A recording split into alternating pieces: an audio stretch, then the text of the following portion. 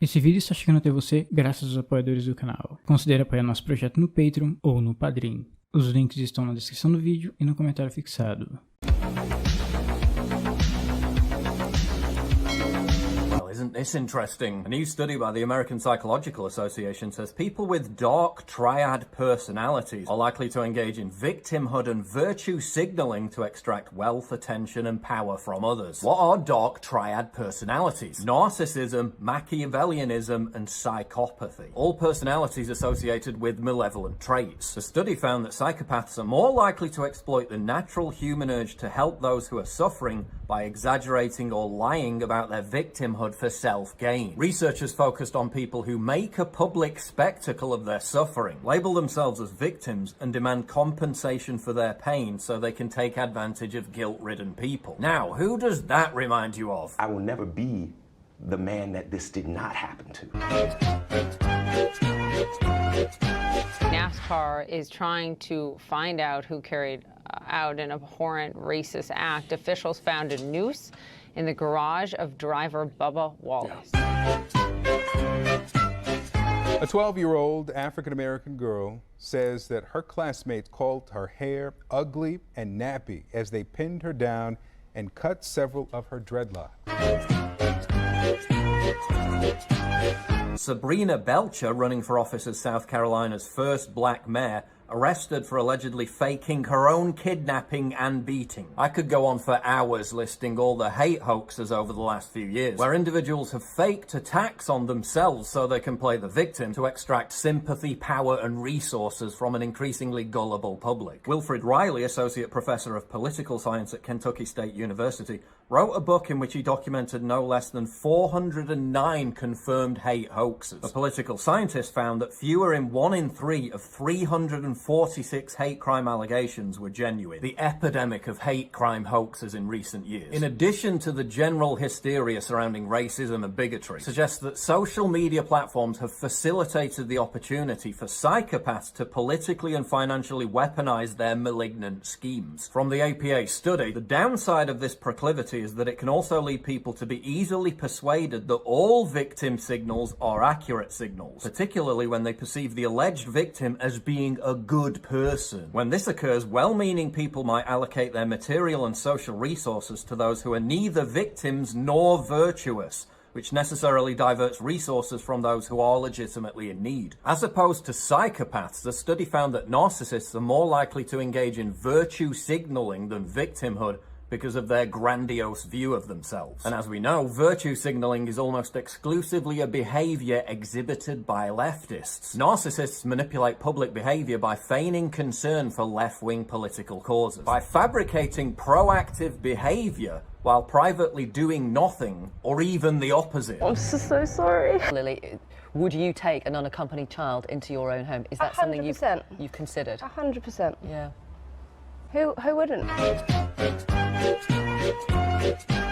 A 2018 study by the Journal of Environmental Psychology found that people who express the most alarm about climate change are less likely to be eco-friendly than global warming skeptics. A 2014 study by the Philanthropic Chronicle found that poorer conservatives in red states, who are obviously significantly less likely to virtue signal about charitable donations, are more generous than wealthy liberals in blue states. Charitable or virtuous acts are supposed to be humble gestures performed privately. In his Sermon on the Mount, Jesus Christ outlined this perfectly. Be careful not to practice your righteousness in front of others to be seen by them. If you do, you will have no reward from your Father in heaven. So when you give to the needy, do not announce it with trumpets, as the hypocrites do in the synagogues and on the streets, to be honored by others. Virtue signaling isn't virtuous. It takes no effort, self-sacrifice, or resources whatsoever. If people are effusively over the top in broadcasting about what such a good person they are, chances are they're the exact opposite. Chances are they're actually a dark triad. Virtue signaling is a substitute for thinking. It's mindless groupthink amplified by contrived mob outrage. The purpose of virtue signaling is to incentivize others to regurgitate glib leftist narratives and create giant echo chambers. A large component of virtue signaling is Twitter cancel culture, joining the mob in a pile-on against whoever's turn it is to be harassed and publicly shamed for a 10-year-old tweet is itself a virtue signal. By juxtaposing themselves against the wickedness of the accused, they seek to obtain reflective virtue. By hoisting a metaphorical pitchfork and joining the unhinged rabble, they too can burn the witch. Which is interesting because a not too dissimilar thing happened 320 years ago during the Salem witch trials. Just like Twitter cancel culture and deplatforming, in Salem, Massachusetts, the original witches to be accused were individuals who were disliked by the community. Malcontents, antisocials, weirdos, slaves. The first 3 women accused were in one form or another outcasts in the village. Since few would rush to their defense, it was far easier to portray their motives as malevolent and impugn their character. But then as the moral panic grew, the finger of blame increasingly began to be pointed at more upstanding members of the community. Martha Corey was a full-fledged, full covenant member of the Salem Village Church. If Martha Corey could be a witch, then anyone could be. How far has the needle moved on social media in terms of deplatforming, from affecting controversial or offensive figures to those considered more mainstream? Back in Salem, Massachusetts, as the hysterical contagion of the witch hunt spiraled out of control, it began to ensnare people who thought they were safe. In Salem, this came to a head when a former minister of the village, Reverend George Burroughs, was accused of being a witch. It came to a head when Martha Corey and Rebecca Nurse, 2 of the most benevolent members of the community and both devout church members, were accused of being witches. Nurse's sister, Sarah Cloyce, was also accused of being a witch. Why? Because she defended her sister. Is Twitter cancel culture that different? In a way, it's much worse. Not only will you become a target of the mob if you defend another target of the mob, but you can also become a target merely if you try to remain silent. Remember what they say, white silence is violence. But who was responsible for the Salem witch accusations? Who comprised the woke mob of the late 17th century? How did accusations alone become enough to confirm someone's guilt? The accusations in Salem were made by a group of young girls who had fits and claimed they were being physically attacked by spectral figures. Unknown at the time, the girls were simply exhibiting all the classic signs of clinical hysteria. But when they repeated this theatrical display of thrashing around in the courtroom and then pointed out who was to blame, the girls were believed. Hashtag believe women. When the girls were told to face one of the accused, Sarah Good, who was standing a considerable distance away, they immediately fell into fits and acted out being tortured. She's Goody Corey's Spectre! Her Spectre is loose! Stop tormenting them! You are now in the hands of authority. Tell me now why you hurt these persons. I do not. Who don't?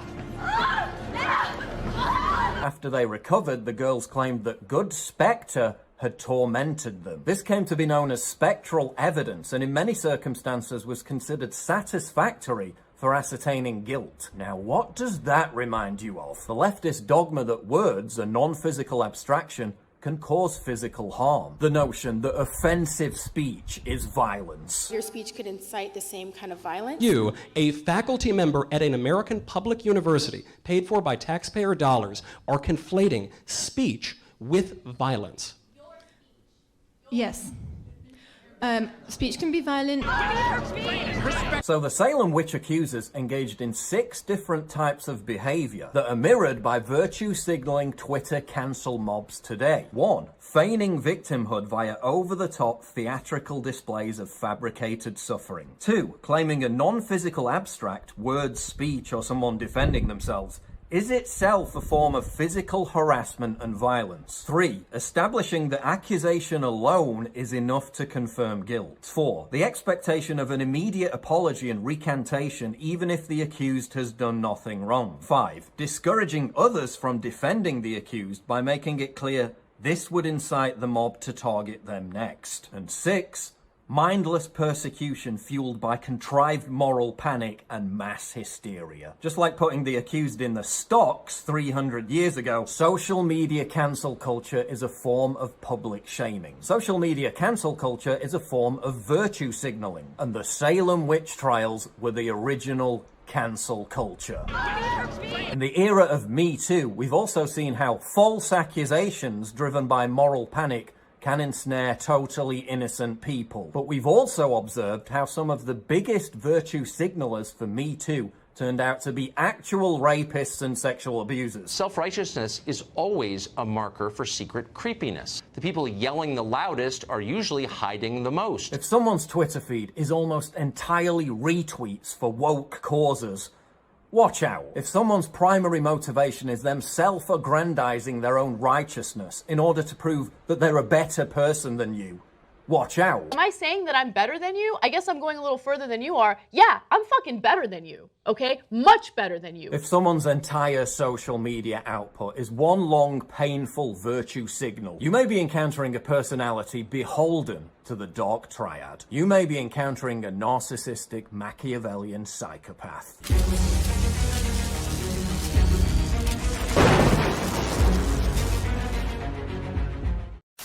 Olá pessoal, tudo bem? Aqui é o Tradutor, eu tô passando para te avisar que eu tô numa campanha para conseguir pelo menos mais 9 apoiadores. Esse canal não monetizado, então totalmente depende de você, eu preciso muito do seu apoio para manter esse canal atualizado e vivo, né, no ar. Os links para apoiar esse nosso projeto estão na descrição desse vídeo e no comentário fixado. Então é muito fácil e muito simples de apoiar. É graças a essas pessoas incríveis que eu posso estar trazendo conteúdo para vocês. O Warlei, a Sandra, a Majestade, o Thiago, o Antônio, o Arthur, o Carlo, a Erika, o Rubens, o Caio, o Flavio, o Gustavo, o Vunho, a Spanish.vaz, o Eduardo, a Renata, o Wesley e o grande Pablo. E é isso aí, pessoal. Não se esqueçam de deixar seu like, seu comentário e até mais. Fui! Grande abraço.